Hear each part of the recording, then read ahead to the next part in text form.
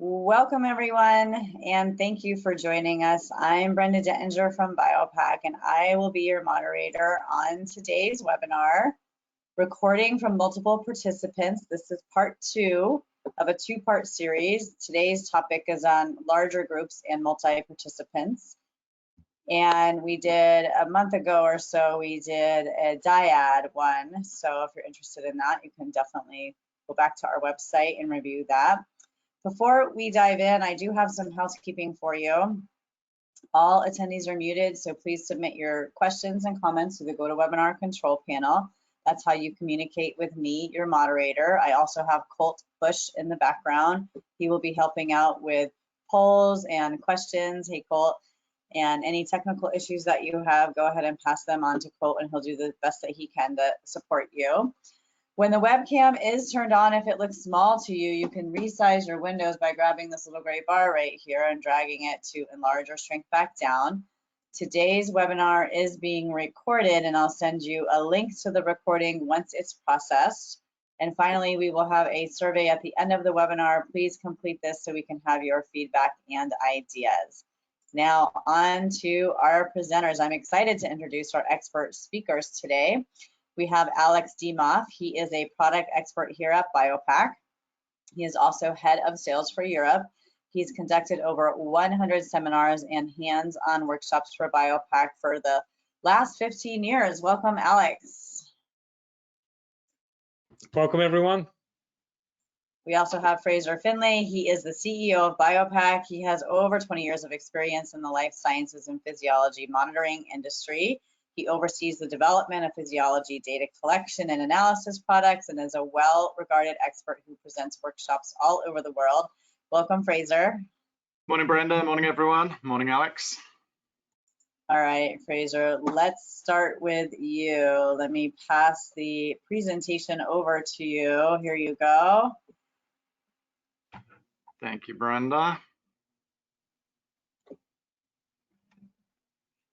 Okay, good morning, everyone, and welcome to the webinar.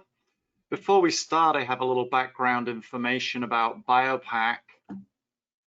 BioPack manufactures scientific instruments that allow you to measure physiology anytime, anywhere, with any subject.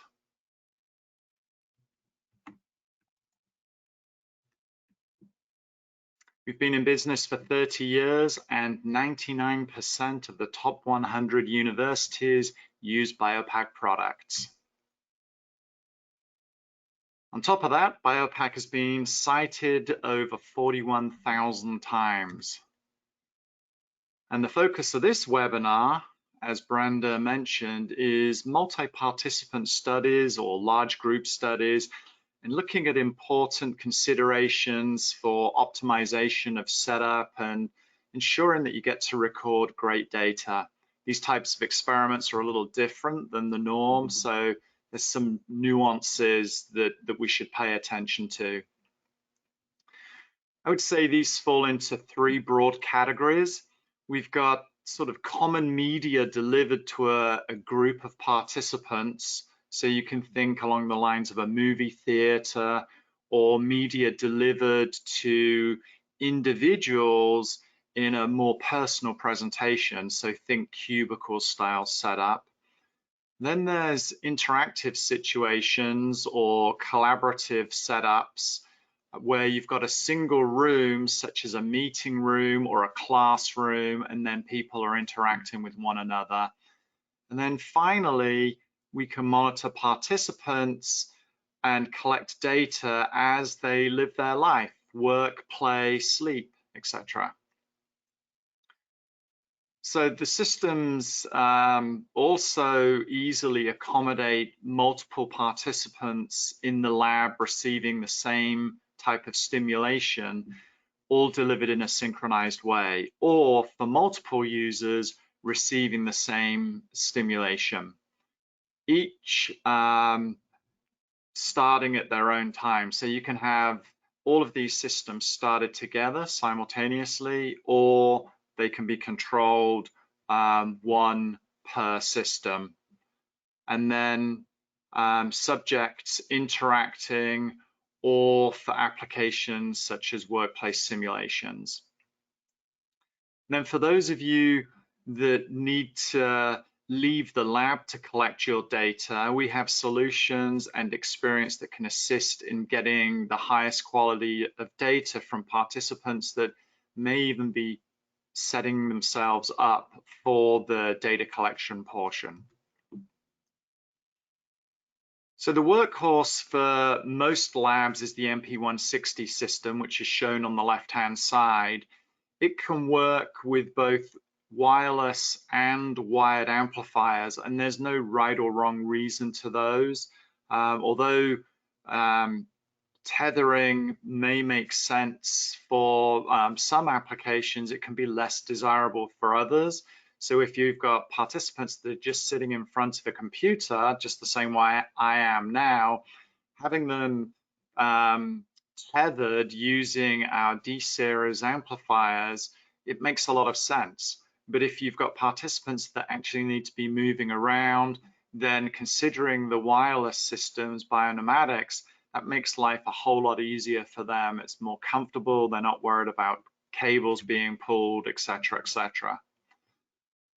And then for those applications that demand true mobility, we actually have the biopneumatics logger. And the logger will interface with any of the biopneumatics transmitters. The transmitters actually collect the physiological signals and they transmit them to the logger. As you can tell from the picture there, the logger fits in your hand. It's about the size of a deck of playing cards or a bar of soap. Slip it in a pocket and it will record the data throughout the day. You can get at least 24 hours of collection time with one logger. And then we also have the smart center. So for those of you that need portability, so you may need to go out to a school or a place of business to collect data, or someone's home even if you're collecting data from a family, this is a convenient way of doing it. The actual smart center itself fits in the palm of your hand.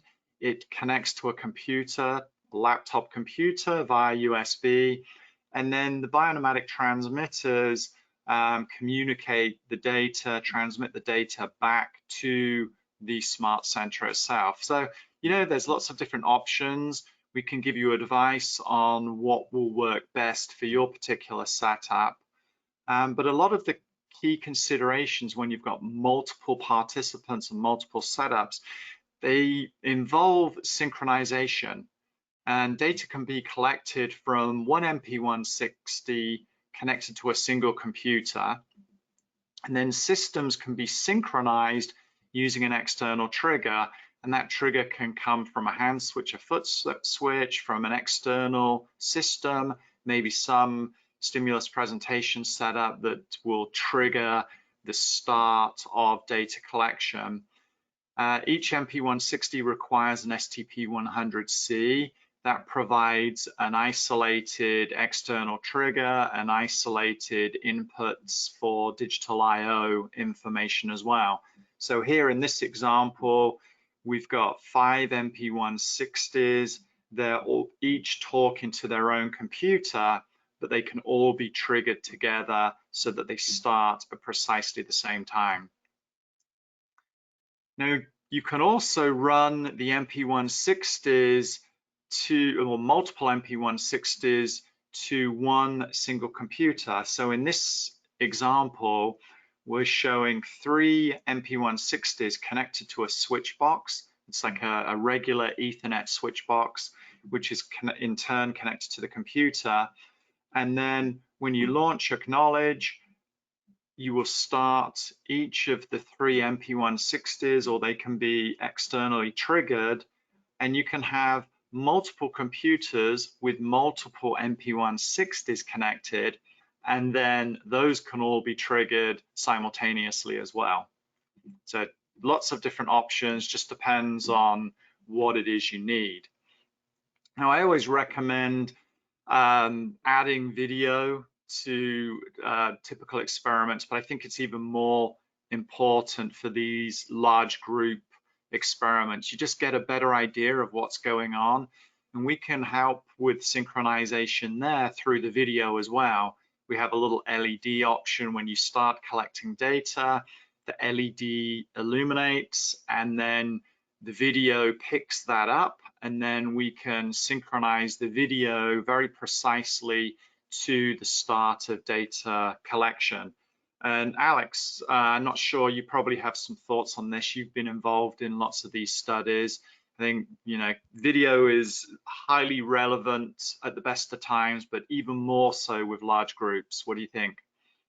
There's a couple of different uses for the video, right? I mean, the video can be of the participants, the video can be of something they're watching, and each play a different role. So if you're viewing the participants, the purpose is to make sense of their behaviors, to mark them, to categorize them.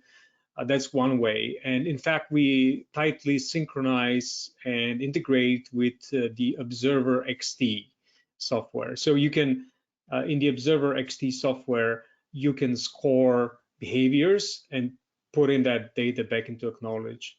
And then just let's say we're viewing something together, we can also take a video of that, and that can be brought back. And just like what you're showing right now, you can bring a window like that. So I'm actually going to hand off to you. Thanks, Alex. Yeah, so I mean, the point that Alex is making there, using the multi-camera setups, we can do 4, 8 cameras in a room, and one of them can be looking at the stimuli that's being presented to the participant. So instead of, in this case, we're showing a device on a table, this could be actually looking at a movie theater screen or something that's going on, and then you have cameras on the individuals, so you just get a good idea of what's happening within the room, and then everything can be synchronized back nicely to the physiological data. For those of you that are doing eye tracking, particularly the mobile applications, we offer the eye tracking glasses. They have a scene camera on them. So if you've got participants using a logger, it's really easy to synchronize those.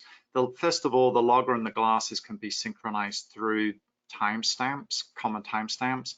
But more importantly than that, you can very quickly get a good synchronization just by wearing the glasses, looking at the logger, and then shaking it. And the logger has an accelerometer built into it, so you immediately see the point where the accelerometer picks up the shaking motion, and from there you can synchronize the scene camera video to the physiological and eye tracking data. Okay, so I've got a couple of demos that I'm going to present. To start with, we'll just take a look at just setting everything up and familiarizing ourselves with the software. So this first demonstration will show how to set up a single channel, and then we'll layer on from there. This is how you connect a single channel smart amplifier to the system. Each smart amplifier comes in its own carry case. When you open it up, you have the amplifier inside. It has 3 meters of cable. The one end of the cable is the amplifier. The other end is an RJ connector that plugs into one of the 16 analog ins on the front of the AMI. The other end uses Bionematic style connectors, and a Bionematics lead set will plug into that. They're low mass, lightweight, convenient for the participant. Once you've got those connected, you can connect to your electrodes, and at that point, you're ready to start collecting data. Okay, so that's you know, the tethered setup is pretty easy from a physical perspective. The nice thing about these new amplifiers is they're so small, super convenient. So even if you do have tethered participants, they're so unobtrusive that for the most part, the participants forget they're even wearing the device anyway. So the next demonstration will show how to record data from multiple participants. So this will just walk you through setting everything up for 16 individual participants. Okay, so I've launched Acknowledge, and the first thing you see is the setup wizard, and it's telling us that we're connected to an MP160 number 21BF. Once we get into the software, the way this particular setup is configured, I've already connected 16 EDA amplifiers. I can go in and label the individual channels with a participant number or name. I can select the phasic EDA signal as well, so add an additional channel. I can adjust the bandwidth, but the default settings usually work just fine. Once I've got everything labeled and taken care of, I can then save everything as a template file, and then each time I launch that template, everything is configured, ready for me to go. The green on the UI is telling us that the amplifier is connected and we're ready to start recording data. There are additional controls beyond saving a graph template. We can actually set some default preferences, and this allows us to configure the way Acknowledge sets the system up when you create a new graph window. By using user-defined default acquisition setup mode, each time you create a new graph window, the system will open up expecting 16 channels of EDA. So if you're repeating the same experimental protocol over and over, it's a really useful way of managing that. Once you've selected that preference, when you go into setup channels and make any channel changes, you exit out the dialog, the system will save those settings for you, and each subsequent graph window you open, it will default to those amplifier settings.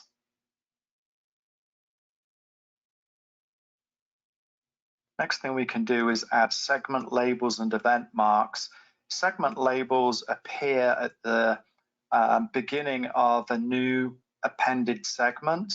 Now, I've already created 4: data quality, baseline, test, and baseline, and I've added time and date stamps for them. So each time we start a new recording segment, automatically a label will appear so we know what that recording is for. Then event marks you can predefine. So for the escape key, I've got the star type label. It will appear in the global event bar with the word noise. Then F1, we've got a flag. F2 is the onset of a focus area. And then F3, these are sequential event marks. So each time I hit the F3 key, we will work through the different labels. So F3, the first time it will be number 1, number 2, number 3, number 4, so on and so forth. And here, as I collect some data, I hit the escape key and you can see the star and the label noise appear. Do that several times.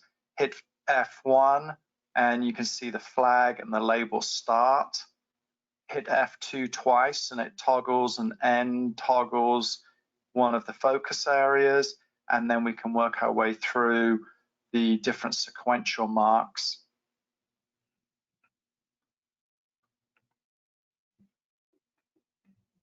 Okay, so that kind of gives you the setup if we were recording 16 participants simultaneously with one MP160 system. And you know, the power of the event marks just allows you to be completely organized, and those event marks can be pre-labeled, ready to go, or we can just do random event mark entry as we work our way through. So some useful tools there. Setting the device up so each time you launch Acknowledge, it will always come up the way you want it set up. That makes life a whole lot easier for everyone. You don't really need to even worry about a template file at that point. Just launch the software and you should be ready to go. So now let's take a look at a larger group. So in this demonstration, I'm going to show you how to set everything up with multiple MP160 devices. So in theory, we could collect from 32 participants, 16 participants on each MP160. So now I've got two MP160s connected to a switch box, and I've got 4 EDA 100D amplifiers connected to both MP160s. One of the nice things about Acknowledge is it will allow us to record data from both of these devices. When you get to the setup wizard, you can launch all devices, and then the system will open 2 graph windows ready for you to start collecting your data. So we've got our graph windows open, just maximize them.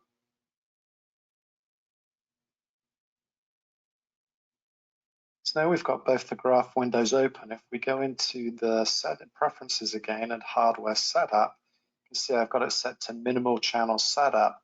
I'm also enabling something called linked acquisition.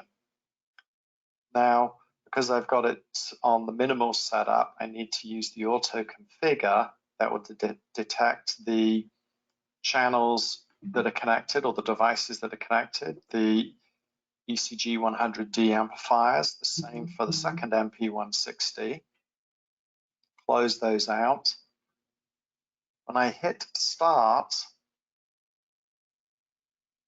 get this linked acquisition dialog, which shows the 2 devices. You can see the serial numbers 21BF and 2100. There's 2 different files, Untitled 1 and Untitled 2. When I hit start acquisition, both devices will start at the same time. We'll see 4 channels of data running across the screen. And then when we stop them, both those devices are stopped at exactly the same time. The linked acquisition also provides us with the ability to merge data files into one common file. So you can control multiple devices. At the moment, I'm just showing 2, but we could have more than that. We go into the preferences, we've got the ability to merge, and then we can merge based on the highest or the lowest sample rate for the 2 files. And then we can align the data based on the timestamp of the first sample. That's the default setting. So when you've got that setting enabled, just start back at the beginning, changing modes. Now we'll get the same start on both devices. When we stop, we're then prompted for a file name. So I create a file name. That will then create a new file that will contain all 8 channels of data. So again, if we had 16 participants connected to each device, you'd have 30 participants worth of data in one common file. So that's a convenient way of managing the data. It's not always convenient to be near the keyboard and start and stop data acquisition with a mouse and keyboard control. So we also have the ability to trigger the device from some other piece of equipment, an external trigger. So the external trigger can be set for both MP160s or however many you have. And then you connect to an STP100C that has a BNC port on there for external triggers. And when you launch the software, both MP160 devices go into a trigger mode where they're waiting to receive a TTL external trigger. And in the user interface, you see the T and then the L for linked acquisition mode. And then once the trigger is received, both devices will start simultaneously. So let's take a look at how we can add additional hardware devices. So as I showed you before, you can have multiple MP160s connected, but this is how you actually go through the process of adding another MP device. So from the preferences dialog under hardware, there's data acquisition hardware priority list. And as you can see, you've got MP160 and MP150. You can enable or disable them. That just means that the software is going to look for those devices, and I've got them at the top of my list. And from the toolbar, hardware toolbar, you can add a new device, or you can go to the MP160 and connect the device in exactly the same way. So two choices. I've got an MP150 connected. It now shows up in my list of devices. When I open a new graph window, I can select the MP150. I'm going to just add a single channel just so we have a proof of concept. Resize the graph window. And now using the linked acquisition, just the same as we did with two MP160s, can do exactly the same thing for both MP160s plus the MP150. I've just made sure that we've got the 4 EDA 100Ds connected to both of the MP160s. Hit start, and in linked acquisition, we see the devices that we're going to link. 3 devices start simultaneously, and then when we stop, we're prompted to create a new file. And now we have a new file that contains 9 channels of data, 4 EDA 100Ds from each of the MP160s, and then a single channel from the MP150.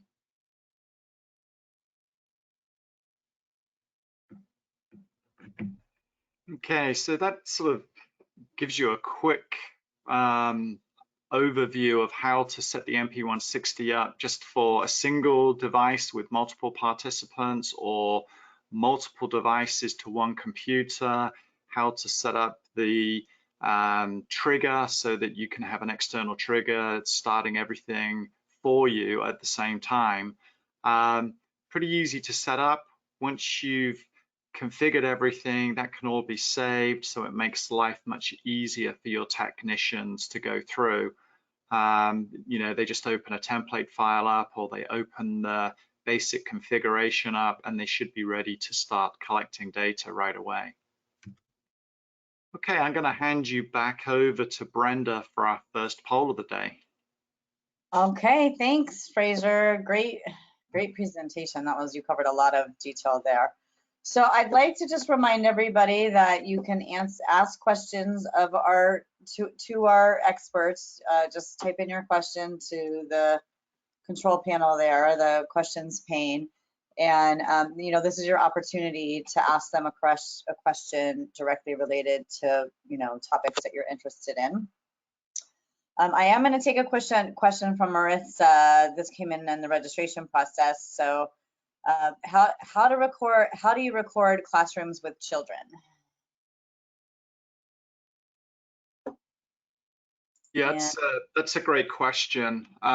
We've definitely got situations where customers are doing that. Probably the largest scale, we have one high school where they collect they collect data from 40 students in the class simultaneously, and they're doing that using the bionomadic system, so it's wireless, and they've got the MP160s situated around the room, and then each of the students are wearing the bionomatics, and the data gets transmitted back to those MP160s, and it works very effectively. In fact, they've got 2 complete setups, so they can record from 2 classes simultaneously, collecting a total of 80 students worth of data.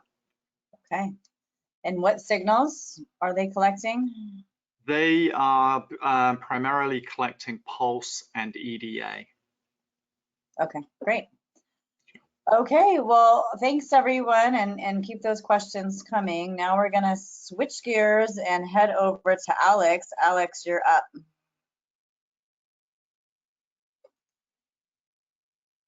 Thanks, Brenda. So I think we've switched over now. Perfect. All right. Okay, so now that we've covered the more traditional signals related to physiology, I want to discuss recording functional near infrared from multiple participants. Those of you who may not be familiar with the technology, I just want to say a few words about fNIRS. The principle is that we are using infrared light to measure changes in oxygenation in the brain. So we have light emitters and light detectors, as you can see in the diagram here on the brain. And we're sending light through the skull into the brain, and oxygenated and deoxygenated hemoglobin, they absorb different parts of the light spectrum.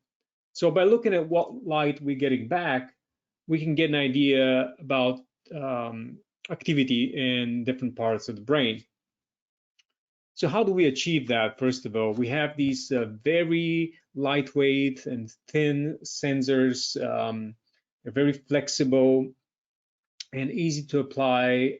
Here we see several different models.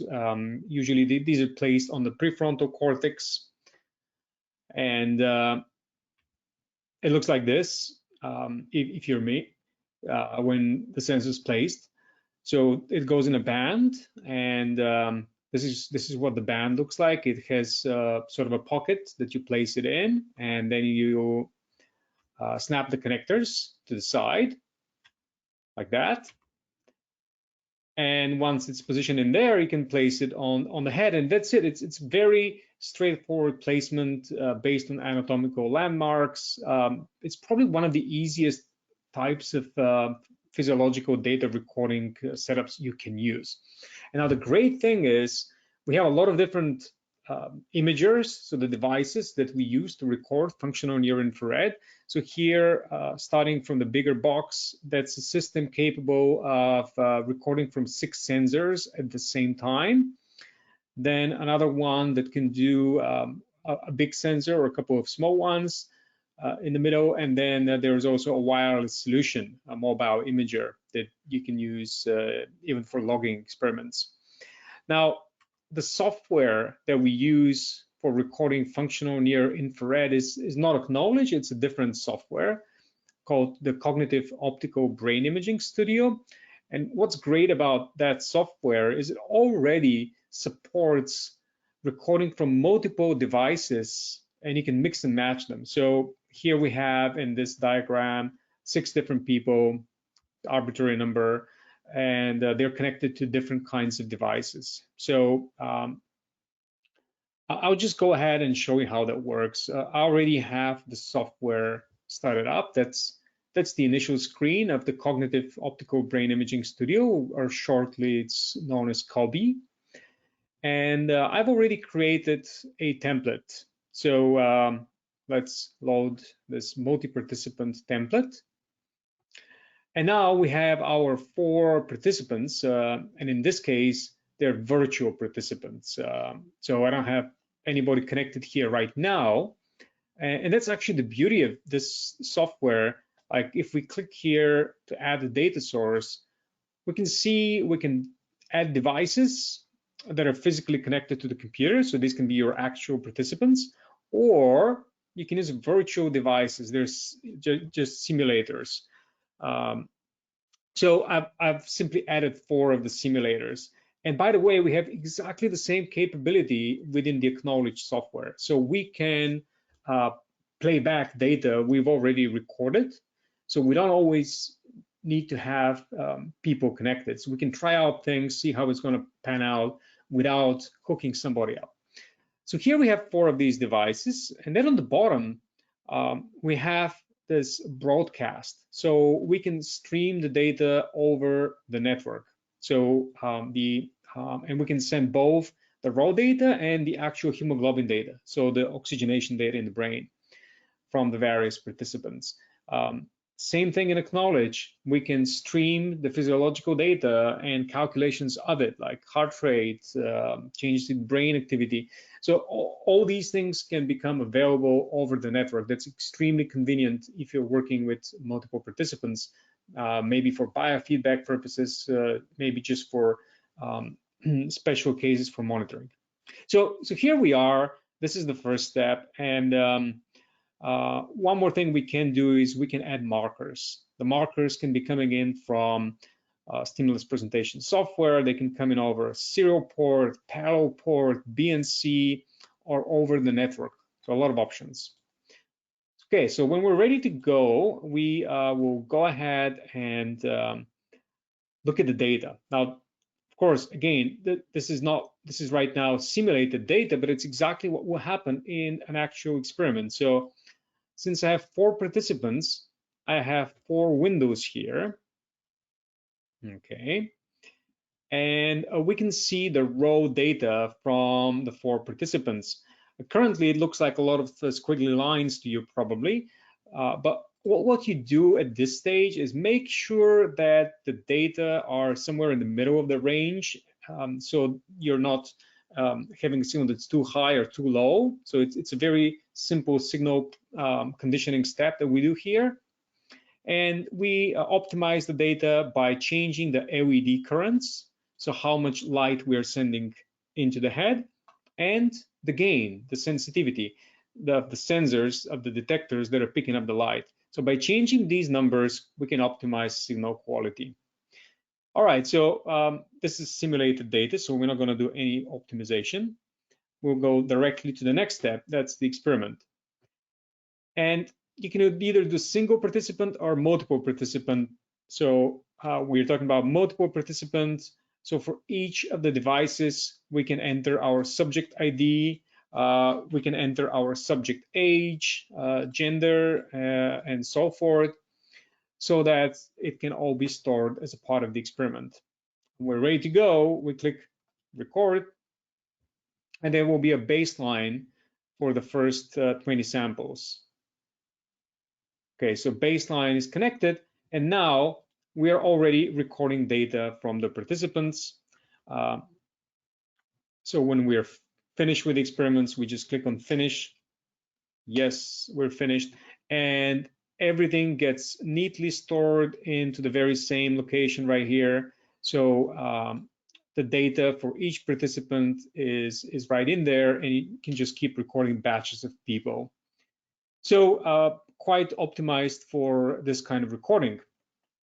Now, moving on, and by the way, we have done quite a few webinars about functional near infrared. So if you want to learn more about that technology, you can watch one of those or contact us. Now, next about virtual reality. It's becoming more and more pervasive, both in research and in consumer technology. And there's great things you can do in virtual reality with multiple people. So collaborative virtual environments can be of 2 different types, generally speaking. The people can be sharing the same physical space, or they can be in different physical spaces, but then meet in the same virtual space. And there's different display technologies. They can be projected in a cave, or it could be with a head-mounted display. Now, when recording data from multiple participants, so here we have our 4 very excited participants, right? The physiological data gets sent to the MP160 system, and typically you record with wireless sensors. And then using our NDT, or Network Data Transfer Protocol, we are sending the physiological data to the virtual world. Okay, and in the virtual world, we are facilitating also this joint experience of people meeting together in the same virtual space. So everything is a complete solution.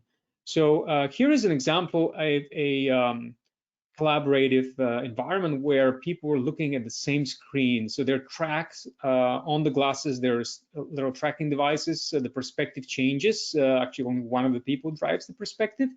So they are in the same room physically and virtually.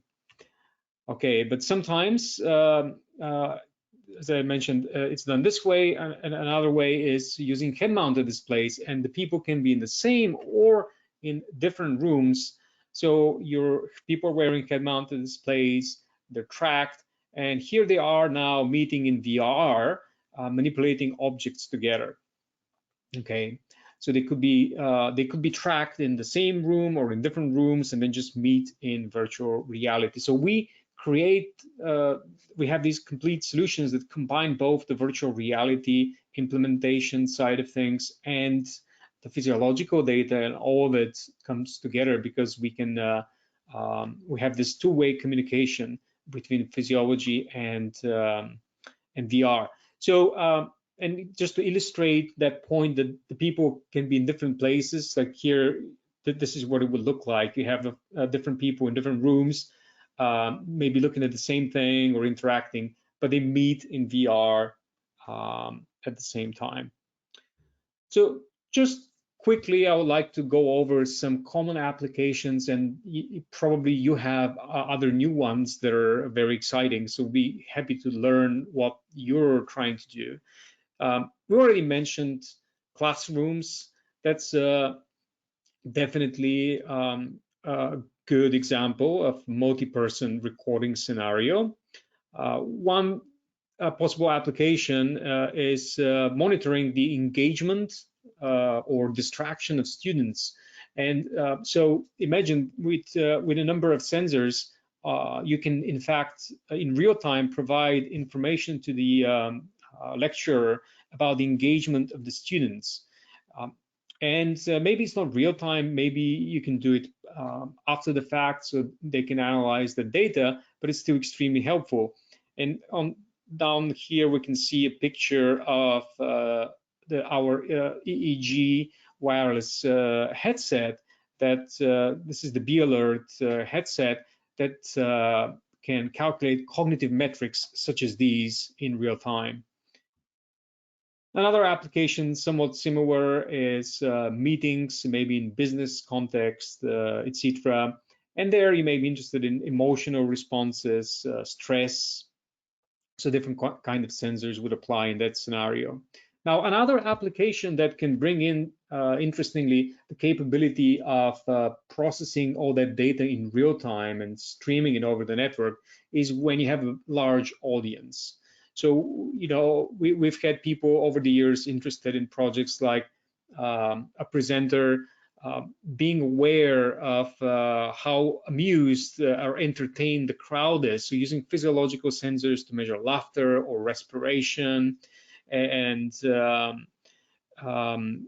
getting feedback so they can tune their performance. And it can even be a part of what's going on. So there's a lot of creative ideas that can come into play once you have that technology. For large-scale events, which could be at venues, stadiums, can be movie theaters as well, bringing our logging system allows to objectively capture emotional states of large numbers of people. So movie theaters are a very specific kind of application. People are using our equipment to study emotional responses, levels of arousal, etc. And we provide solutions where we can completely integrate our equipment into the movie theater very unobtrusively. So it can be literally hidden within the structure of the movie theater, and people just would sit there and plug in and enjoy the experience while you're collecting data about what impacts the presentation is making upon the participants. An interesting application for field use and the logger is sort of a wellness application. So imagine you have a group of people hiking, and our logger can also talk to a GPS unit. So you can look at muscle fatigue in relation with changes in elevation, distance traveled, add heart rate, maybe even cardiac output. So a lot of different signals together, and when working with many people at the same time, it's no longer just the single person experience. You can now do studies on large groups as it is in real life. Finally, I want to mention another application, which is at the office. Monitoring unobtrusively.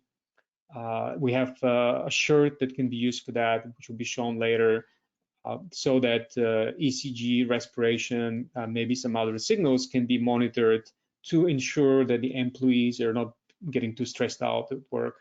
And similarly, solutions can be applied at home for special populations or for the general public. Okay, well, I'll hand off to Brenda now. Okay, thanks, Alex. Wow, that was some great info about all those different use cases. All right, so we forgot to read the poll results for the last poll. So Colt, if you wouldn't mind, yeah. So this next poll number 2, is about what experiments will you run? But Colt, would you mind reading off the results from the last poll? We got caught up in that other conversation. Yeah, so 60% said 3 to 5 people, and then 20% said 5 to 10, and the other 20 said 11 to 20. So no one in the 20 plus category? No one in the 20 plus category. Okay, yeah, okay, great. Well, while you're answering this next poll here, and I do have a question from Oscar. All right, so Oscar says, can we get away with using consumer devices like smartwatches?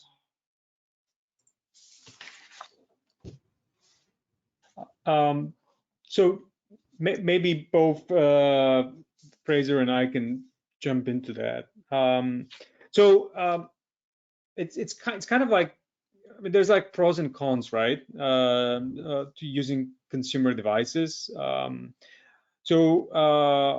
try to mention both, and maybe Fraser can add if I'm missing something. But like with our system, like things like data management, signal quality are more easily handled.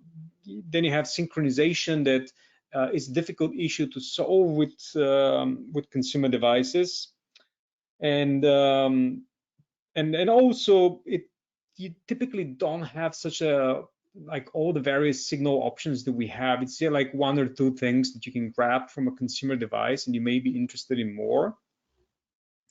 So it's interesting that actually a lot of the consumer devices, in fact, are used for comparison. BioPack is the gold standard when they're being developed. So you can probably get away is probably kind of like the right word. So if you want really high quality, definitely what we're offering is very different. But there's also some positives to consumer devices. Maybe Fraser can mention that. And yeah, I mean, and obviously everything you said there is correct, Alex. The only other thing I would point out is not all the consumer devices provide you with the raw data. So a lot of the time you get the data that they want to provide you with, and that could be averaged. And sometimes it's a little black box, so you don't really know what has actually been done to the data. So it's always important to check to make sure that you're getting what you believe is the true raw data as well, and that it is continuous data. Obviously the advantage is, cost is appealing, but sometimes you can spend more time actually trying to synchronize the data up, trying to bring it in to a tool set that will allow you to analyze it correctly. I think, what you may save on the front end, you can possibly lose on the back end. But you just have to be very careful in what you're actually getting and what your expectations are. Yeah, I just want to add, like our last section of the presentation will be about data analysis, and maybe there actually it will become clear how things are a little bit different on the consumer side and on the research side. So you probably see some of the workflow optimizations that are possible.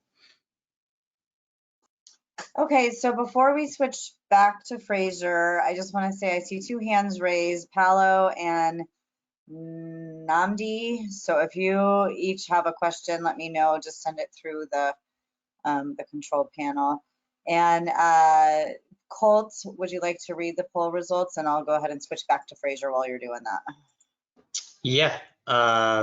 So 11% said group media presentations, 56% group dynamics, classrooms and meetings, 44% games or interactive activities, 11% individual media presentations, and 44% other. Cool. All right. Well, thanks everyone for taking part in our poll. So let's just take a look at some of the considerations. And, you know, some of these are really obvious, but nevertheless, I think it's important to point them out. The more participants you have, you know, your space requirements change accordingly. And it's not just the room that you're going to record the data in. The more participants actually, you know, obviously you're going to get more data. More data actually means more space for technicians. They want to be able to view the data that's coming in from the participants. So you typically need more computer screens, which takes up space. And you've got to find a way to manage all of that in a convenient way. Then there's the setup time. Setting up a participant for a single recording doesn't usually take that long, and the more experienced you become, the faster that is. But you know, if you're looking at 10, 15 participants, 20, however many, that time horizon increases significantly. And then finally, sort of getting into good habits. Normally when you're just recording data from one participant, you're setting them up probably in the room that you're going to collect the data from. But with a large group, that may not be the case. So we always recommend having a system close to the technicians that you can quickly test data quality before the participant moves into a movie theater or into a meeting room. So there's like different considerations that you need to be aware of. Okay, so I'm going to use, this is the image that I'm showing is something called the BioCube. This is a lab in a box that BioPack created, but it kind of helps to illustrate some of the points that I'm sort of talking about now. And that is, you know, having space for the participants, whether it's a common room or an individual room, and also making sure that you've got room to set people up and to house the monitors and the technicians. So in this environment that we created, it's designed for individual participants. Comes in blocks of 4. So everything is built into it, including the cameras, the monitors, and all the rest of it. So that's the participant portion. Then we've got the technicians portion, and you're going to have, dependent upon how many, typically 2, 3, 4 monitors, maybe 1 or more computers, and also some audio equipment so that you can communicate with the participants as well. And Alex, I know you've been involved in some of these larger environments, particularly the movie theaters. Maybe you can talk a little bit about how the management of the participants were handled in those situations. But probably more like a word of advice that the real estate on your displays, on your monitor, is very important, right? So you want to be able to see as much data as possible, because you can imagine you have a lot of people and probably multiple signals, and you want to quickly be able to check if it looks good, if you're getting good data. And once the experiment begins, it's too late, right? So this is mostly happening during the initial stage when people are taking their seats. And then you want to take corrective action very quickly. And going back to this network data transfer that I mentioned, people can get creative, and instead of relying on just a human observer, you can in fact algorithmically optimize, like, what it means to have good data. So it's really kind of, I mean, there's many ways you can take advantage of the system to help workflow. Yeah, that's awesome. Thanks, Alex.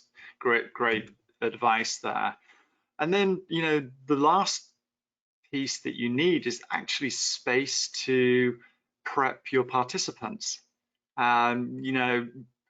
Dependent upon the devices and how long it takes for each individual, not only do you need the physical space, but maybe you need to increase the number of technicians to allow you to set everything up. So, privacy and comfort are important considerations for the participants, and then workflow is critical for the overall experiment. So kind of refining that process and making sure that you've got everything fully optimized so that you can maximize the throughput of the subjects to the point where you're collecting data from them. Super important. Okay, so let's have a quick review of the setup, and Alex is going to help me out with these. There's tons of electrode options out there. However, we pretty much recommend disposable electrodes in almost every eventuality. EEG would probably be the exception there. But they're peel and stick. You get a new electrode every time. You can add additional gel if you need to, but they're significantly more convenient than using a reusable, because the reusable kind, you've got management of those electrodes. You've then got to wash them all, make sure they're clean and at the right level for the next practical session. Whereas with the disposables, as soon as the participant's done, you disconnect the lead and then you throw the electrode away. In terms of optimization and how to get the best signals, there's different schools of thought, but this is a pretty good regimen and it will assist. You can either use an alcohol wipe or electrode prep. My preference is probably the electrode prep, but it just takes a little bit longer. You just apply some of the prep to the surface area where you're applying the electrode, with the exception of electrodermal activity, and we'll get to that in a moment. And it just naturally abrades the surface, and then apply the electrode, make sure that the electrode's got gel on it. So just touch the gel pad area just to make sure that it's moist. Let the electrode settle for probably about 5 minutes. And then using an impedance meter, check the impedance. You want to be between 5 and 10 kilo ohms. So that's a good habit to get into. Train your technicians how to do this. The more they do it, the better they'll become and the better your data will be. In terms of facial EMG, lots of you are doing that, particularly looking at emotional responses. So zygomaticus and the corrugator are the important muscles there. Again, traditionally this would be done with a reusable 4mm electrode, but if you've got a lot of participants and you need to get them through, we recommend using the 513. This is a pre-gelled electrode. It really conforms nicely to the contours of the face. It's fabric electrode. It's one of the rare disposable electrodes where if you don't get the position just right first time, you can peel it off and reapply it. And then if you really are concerned about the electrode surface area and maintaining that 4mm diameter, you can use an ADD 204, just stick that over the top and then you reduce the physical size of the electrode. So it's a super nice electrode for facial EMG. Next up is EDA, and I think Alex is going to share his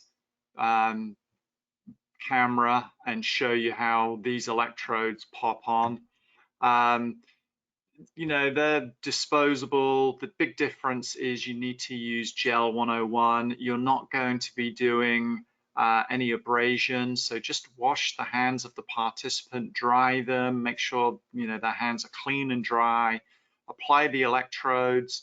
The electrode gel is gel 101. Big issue here is location.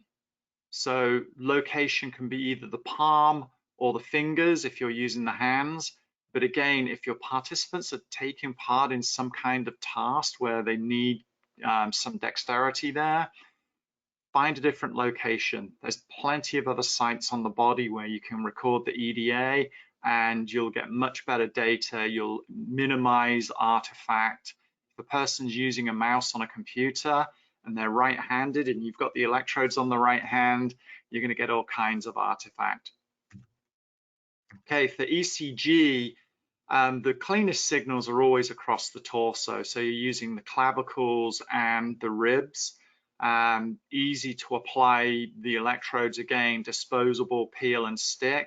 If you're reluctant to use the clavicle, so lead 2 would be right clavicle to lower left rib. You can use the extremities, wrists and ankles. Again, this works fine if the participant isn't moving around, but if you've got a participant that needs to move around, this isn't going to work for you. And then if you've got guys that have, you know, a lot of body hair, it can be tricky to get those ankle lead electrode leads to stick.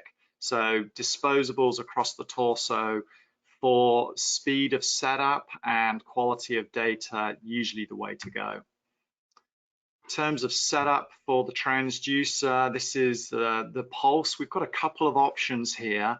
Again, if you want to free up the participant's hand, you can use the earlobe. And just got a simple ear clip, clips onto the lobe like an earring, and then you avoid the potential for artifact if the person's using their hands. Respiration. Usually a single belt around the torso, and this one, the thing to remember is to make sure that you've always got tension applied to the belt. So when you put the belt on around the chest, usually what I do is I ask the person to take a really deep breath and then ask them to just release that. And as they release it, their chest is at its smallest, and then I snug the belt up at that point. And that means that when they're breathing normally, you've got that natural tension being applied. You'll get better signals, and it's easy to set this up. You can do it from behind the participant, quick, easy, and with a little bit of practice, your technicians can get this one dialed in really easily. We talked a little bit about field applications, but if you've got subjects that are wearing devices for a long period of time, Alex mentioned this earlier, the biomimetic shirt, this is a really great way to go. This has fabric electrodes built into it. It will allow you to collect ECG and respiration. You plug one of the biomimetics devices in, and then wirelessly, you're able to get those two signals. You can obviously add additional devices as well, but the beauty of this, the participant can put this on themselves. So if they're at home and they need to be conducting a study over a period of time, they just slip the shirt on, connect the device, and they're ready to go. The other thing that we recommend is trying to keep the electrode leads short and then tape them down. The advantage of taping the leads down, you're much less likely to have the participant pull them. And if they do pull the lead, they're going to pull on the tape and not on the electrode, and then you minimize that artifact that can be so problematic. All right, I'm going to hand you back over to Brenda for our final poll of the day. Hi, everyone. Okay, a couple quick questions that came in. And Michael, I see your questions about NIRS, and we'll ask those at the end during the Q&A. But okay, so for that bio shirt, do you wash that? Like, can you just throw it in the washer, or how does that get cleaned in between participants? Yep, great questions. Yes, they can be washed. We've got the guide for keeping it clean, but yes, participants can wash it, no problem. I think the rule of thumb is believe it or not, do not use a fabric conditioner when you wash it. But other than that, no problem. Okay. And then the respiration belt, I noticed that, Alex had it over his shirt. Can it be used over a baggy shirt like that? Or does it have to be more of a tighter shirt like in the picture? No, it can be, it can go over a shirt. Obviously, it's preferential if you can put it under the shirt, but really setting it up and making sure that you've got the tension on there, even if it's over the shirt, you should get good data. Okay. All right, looks like most of the polls are back. So Colt, why don't you go ahead and read the poll results and I'll switch it back over to Alex. Yeah, so a majority of people are saying that research will be conducted in the lab, over 75%, and then a little bit in the field and a little bit in virtual reality. And for people who've answered other, I see that other came through and I forgot to mention that. Feel free to send us what the other is. We're always interested in hearing, what that is and learning more about your research. Okay, Alex, back to you. Thanks, Brenda. Okay, so this next part is going to be about signal analysis. Okay,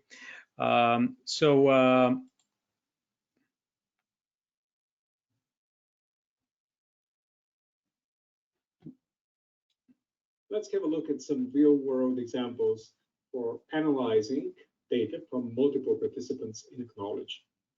Here we have a data file where we have 10 participants. We have EDA from each participant. And we can analyze the data manually or automatically. So let's look at the steps in the data analysis. First of all, when we look at the individual data files, we can see that sometimes we have artifacts in the data, like for instance right here. And this could be due to phenomenon like people playing with their fingers where the electrodes are attached, essentially momentary disconnections of the decoupling of the electrodes. And if it's a wireless system, very rarely you can have a signal drop as well. So we want to make sure these things go away. Motion artifacts and any sort of signal disruptions. Now, there are a number of tools we can use in the software that can help with that. So, for instance, we have this median smoothing. So we can have a window move through the data and outliers can essentially be smoothed over. So that's one technique. We can also apply a slew rate limiter, and I've already created a preset here for EDA, so that if there are changes that go beyond what physiologically makes sense in the EDA signal, it will interpolate over the area that needs to be changed. So now you can imagine we can manually go through these one at a time, but that just really eats up considerable resources. So using the BioPack scripting language, we can write a script that does it for us. Now, in this tutorial, we will not concentrate on the steps required to write such a script, but I'll just lay out the overall process. So the first thing we have to do is get rid of these artifacts. And I'll just go right to the point where we've already done that. So let's go to the cleaning step. So through a combination of slew rate filters and median smoothing, we have automatically cleaned the entire record. Now, this won't work if you have really bad data that just the electrodes came loose and you have to manually intervene. But these things are obvious when you inspect the data in the beginning. For anything else, such approaches are quite okay. So here we have clean data. The next thing we would want to do is apply a filter, and we can apply an FIR low-pass filter at 1 Hertz. That's very typical for smoothing the EDA data. Now, applying that to every single channel is 10 different operations. With the scripting language, it's only one operation. So we will just go to the next step where we would have essentially applied the script. Now, to make it clear, the scripting language can apply a series of different steps in one go, but I'm going through the steps one by one. So you can probably barely even notice the difference between the two files. However, we recommend applying that low pass filter so you end up with a smoother data set.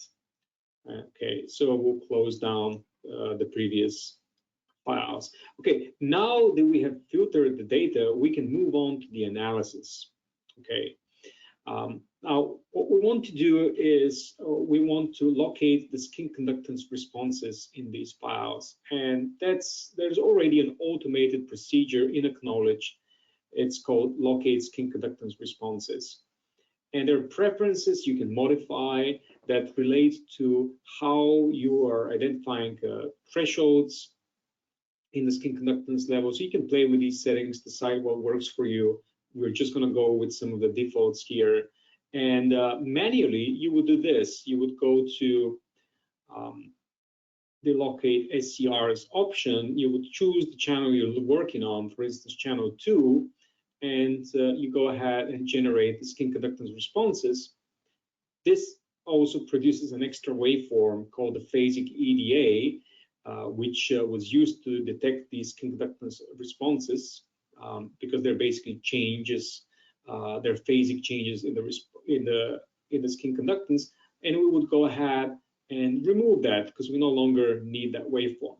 Now, this thing repeated 10 times is quite a bit. So, but with the scripting language, you can call up commands from the menu and you can execute them in one go. So this is what we have already done in the next step, which is scored data. So let's open that up. Okay, and let's close the previous one. So here we've already applied the transformation and we have all the channels scored. Now let's look at what these really mean. So I'll just grab like some skin conductance response somewhere. So let's look here at channel 9, and by holding down the Alt key, I will go ahead and actually participant number 9. I will go ahead and hide everything else so we can just concentrate on this. So we have an onset of the response here. We have, if we mouse over, the actual event, that's at the peak, skin conductance response, and then we have an end, so where it ends.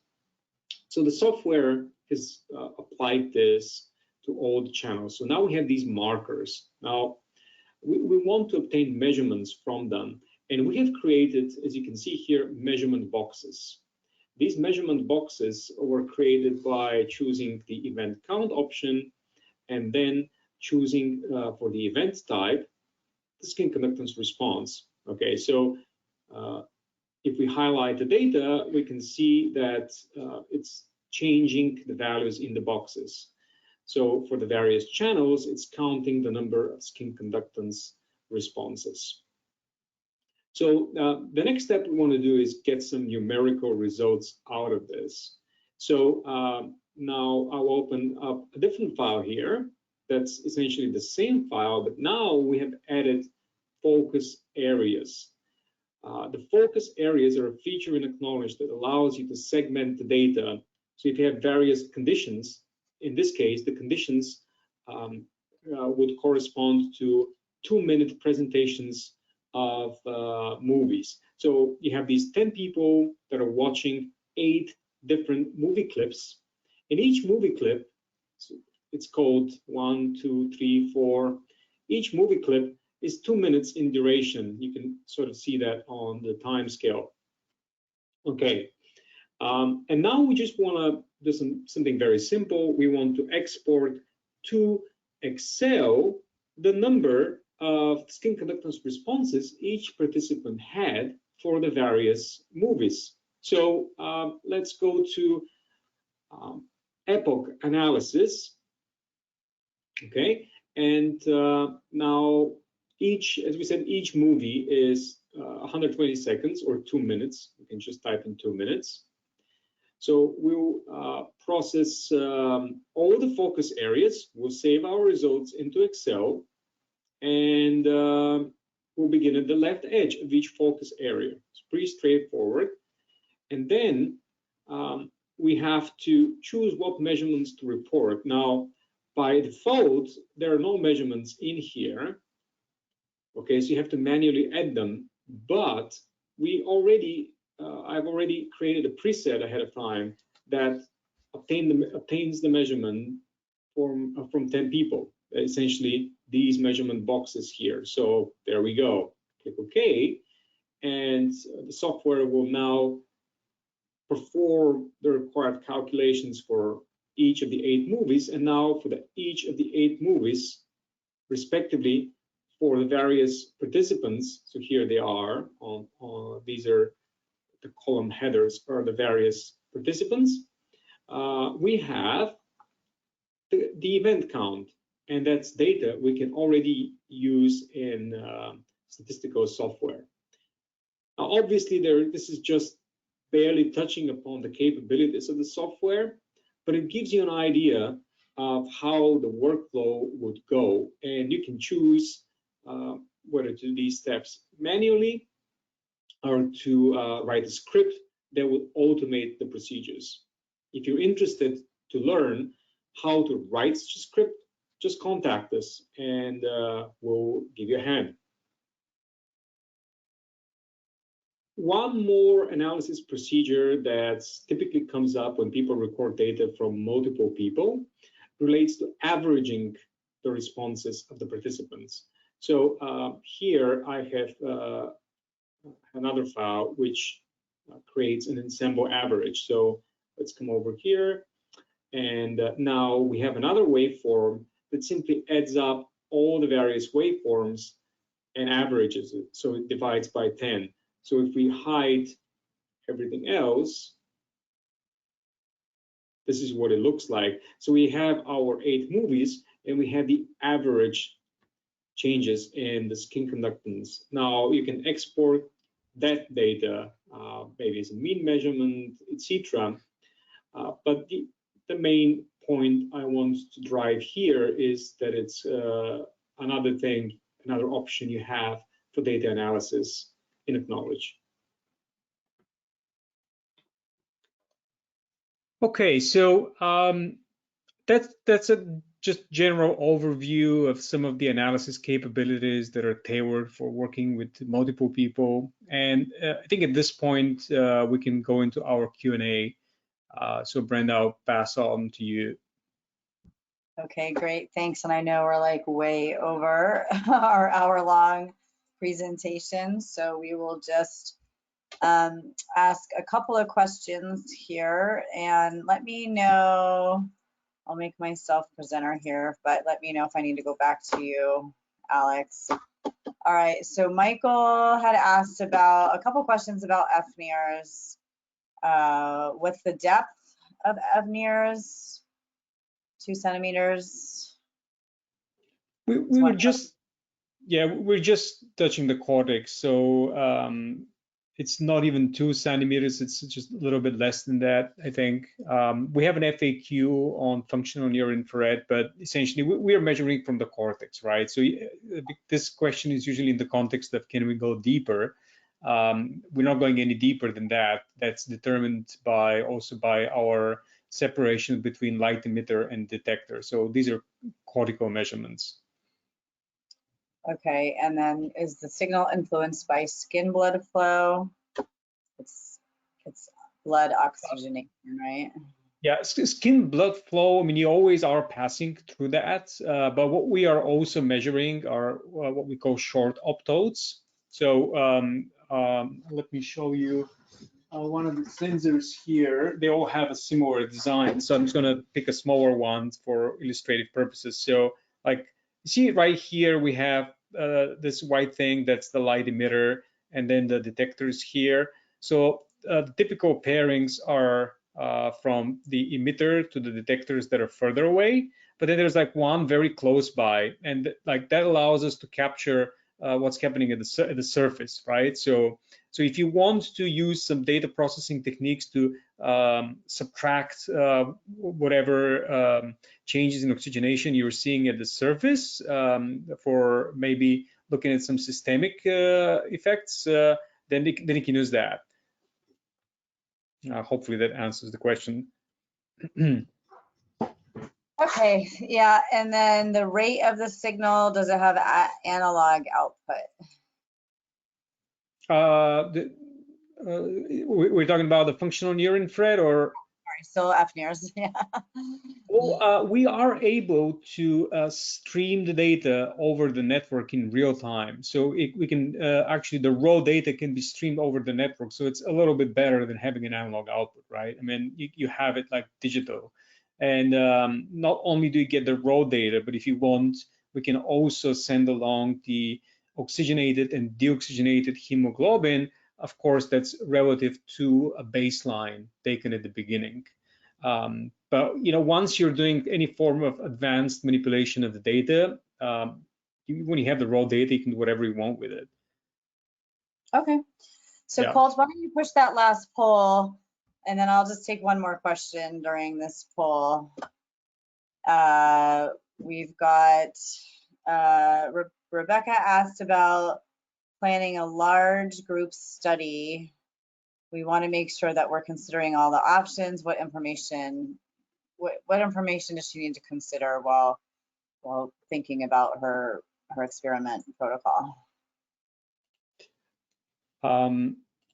Yeah, so maybe we can both jump into this one, but there's a number of things. Like, we would really like to know the physical layout, like where is this going to take place, like where the participants will be, what sort of adjacent spaces there are, because as Fraser mentioned earlier, there are issues relating to simply physical space required, like for getting people prepared for setting some sort of a control room. Depending on where we need to place equipment, we may need three-dimensional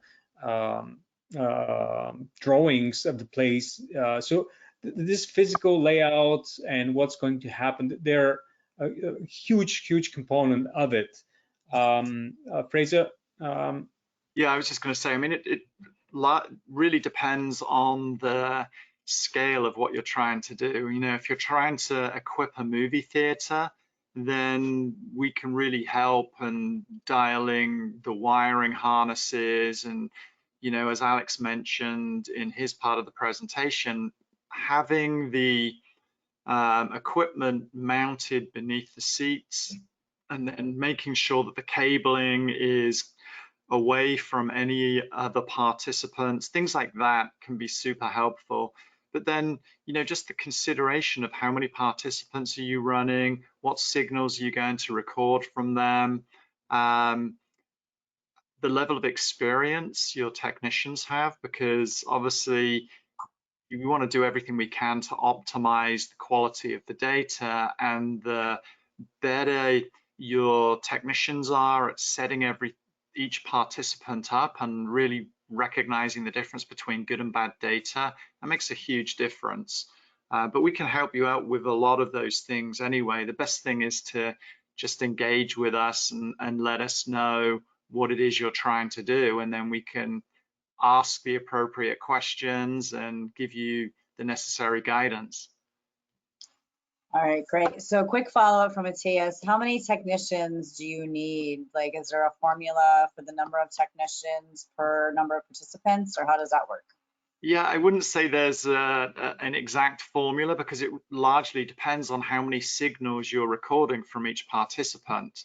We've had some extreme cases where large group and they're recording 15 signals per participant. Well, that takes a lot of time, and you probably want maybe two technicians per participant. But if you're only recording EDA from 16 people, you probably only need a couple of technicians, and you can put the electrodes on and test people very, very quickly. So I think, there is no hard and fast rule to that question. But I just want to go back about that question. It's a really good question, because it's the most overlooked kind of question. So when you have these signals in mind, ask us, because we have ideas. We can test it out, or we can test it out with you, and that's probably even better. Like, you have to then you can make much more informed decisions about the paradigm. Yeah. And there's tricks you can do, like people can put things on themselves as well. You know, it's not that you have to put everything. There's certain signals they can outfit themselves. Yeah, you can expedite things, and a lot of it comes down to being organized ahead of time. You can have a little video that the participants watch before that just shows them how they're going to be set up. The technicians can have, you know, images that clearly show where electrodes are going to be placed. I mean, you can definitely optimize it, but just, you know, once we know what it is you're trying to do, we can provide you with much more guidance. All right, Colt, go ahead and read those poll results, and we'll just finish our closing comments. Yeah, it was pretty much the same across the board. So it was about 70% for everything: EDA, ECG, respiration, fNIRS, EEG, and eye tracking. Cool. Yeah, great. Okay, well, I do like to, I have a few closing comments that I like to share with you all. First of all, Fraser and Alex, thank you so much for presenting all of this. I could tell the audience was very engaged today, so great job on the content. I want to let everybody know that we do have webinars. We have a lot of on-demand webinars that you can go back and watch. There's some basic, you know, basic fundamentals here, more advanced things, tips and tricks in the software. So there's a ton of webinars that you can revisit or visit for the first time on demand. We also have a fabulous support team. So we have you have your local account manager. So on any web page, you can scroll down to this local sales section, and mine is Amy, since I'm in California. If I click here, I can get a message to my local sales rep. This applies to people all over the world. But also, I want you to know that we have the support team. So Alex mentioned that, you know, do reach out and, you know, ask us, you know, for our input on how to set up your experiment and how to set up your protocols. But we can also, once you start getting set up, there's also a support team, and you can, you know, email our support department, support@biopack.com, or you can, you know, call us, pick up the phone and call us as well, and we do the best that we can to help you. And I think we do a good job. I get a lot of good feedback from people engaging with our support team. But the regional representative can help you get the, you know, the right equipment and get things set up the first time. So. All right, well, this is, we do have some other webinars planned coming up this summer. We have applications in stimulus presentation and eye tracking, you know, students who are returning to the practical lab. How can professors like increase their engagement, figure out where they're engaging them? A lot of people we've heard are still going to be in hybrid or remote situations, and then some people will be on campus. So, you know, there's still a lot of complexity going on in our world in terms of, you know, where will the students be and how do we engage them and how do we get them back into those practical labs. We're also going to have some acknowledged software content coming up in August, I think is when that's coming up. So stay tuned to our website. You can always revisit our webinars page, but then also we send emails to invite you all. Okay, so let's see, for closing comments here. Again, thank you so much, Fraser and Alex, for all of the work you did to prep the content for this webinar. Today's webinar was recorded, and we will email you a link to the recording along with slides and any additional questions. I know a couple questions just came in at the last minute here, but we'll send answers to those questions in the next couple of weeks. When you close the webinar window, you will see a survey. Please complete this so we have your feedback and ideas for future webinars. You may visit biopack.com for additional references, including a screencast on specific features, analysis tools, application notes with step-by-step instructions, and information about upcoming events, including online events, in-person events, and we're really looking forward to seeing you all in person, hopefully later this year or next year. All right, Fraser, Alex, anything else before we conclude? Yeah, just a final word for me. Definitely reach out to us when you have your projects you want to discuss, because one thing we wanted to show today is that we have been involved in a variety of projects. Working with multiple people is non-trivial, but because we have enough experience amongst ourselves internally, we can save you a lot of trouble. Just engages. Tell us what you want to do, and maybe we can save you some of the rookie mistakes. Yeah, well said, Alex. Yeah, that's sage advice. There's definitely across the company probably hundreds of years of experience dealing with these different types of applications. So, you know, ask the questions and save yourself some aggravation further down the line. Great advice. Well, thank you, audience, for participating and being so interested and engaged. And thank you again, speakers. This concludes today's webinar. Have a great rest of your day, a great summer, and stay safe, everyone. Goodbye. Bye-bye.